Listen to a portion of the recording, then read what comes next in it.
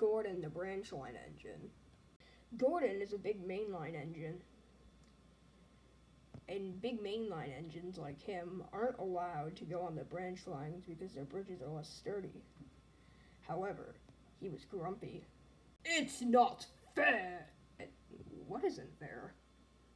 Letting Branchline diesels pull the express, a mainline job. Don't worry, I'm sure Boko will let you pull his trucks, then you'd be even. I will not pull dirty trucks, Edward! And Gordon left. Gordon and Edward leave at different times for their last trains. However, a delay happened. Gordon says it was because of this lady with the floppy hat. The fireman looked back. He didn't see the guard, but he saw something green waving. We gotta go! And Gordon left way too early. Gordon crept back into the station.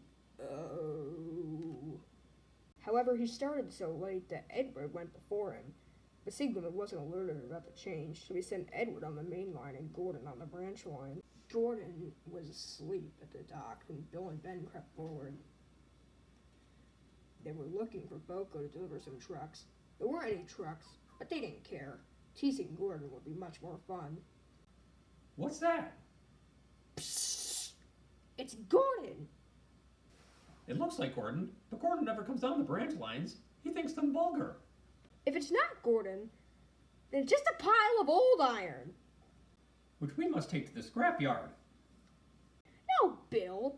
This lot is so useless, we might as well just throw it in the ocean and make a nice splash.